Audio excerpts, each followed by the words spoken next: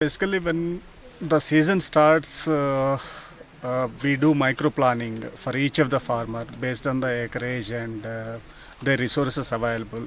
And we prepare the list of requirements for intercrops, trap crops, and biomass plants. So everything, and accordingly we prepare different kits using the cooperative resources and provide the farmers. And at the same time, according to the micro plan, we also approach government departments with the requirement of compost pits, farm ponds, so that those resources also will be mobilized. And these farmers are organized into farmer self-help groups.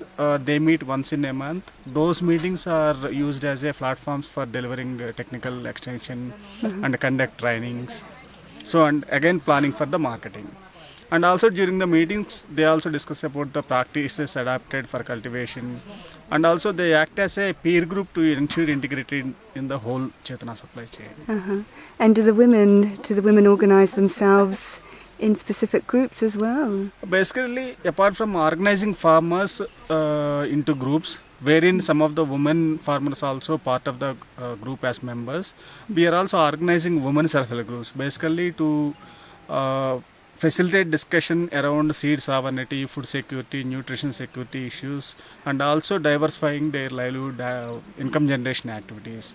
And also we encourage them to save and avail the credit, and using that credit we help them to engage in meaningful income generation activities.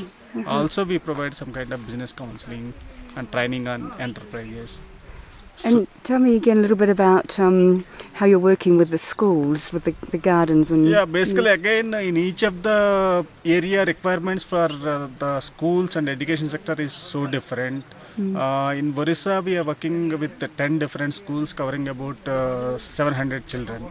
So there we are trying to promote higher education because this remote area and from the tribals there are no students who are pursuing higher education, particularly from the girl children. There we are identifying the girl children with interest and ability to pursue higher education and providing them a scholarship. And also using the collective strength of the farmer groups and cooperatives, we are initiating discussion on the quality of the education and improvement of the school infrastructure, and ensuring that these groups and cooperatives put their collective pressure and demand for the funds and resources on the government. Because of that, schools will be improved with additional funds. And also wherever possible, we are also we are encouraging farmer groups to grow vegetable gardens in their backyards.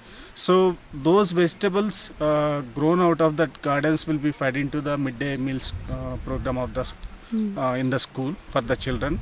At the same time, weekly once children are exposed to the organic farming by working in those vegetable gardens for some time.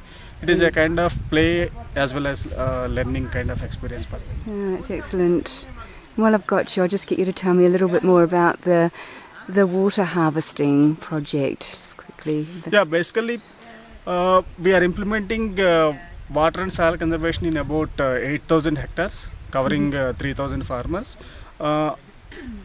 We ensure all the soil and water treatment activities are taken up in those land, starting from farm ponds, then bunding. So from each acre, on an average 20 metric tons of soil erodes every year. So through these different measures we try to conserve the soil, at the same time water. Thanks so much. That's great.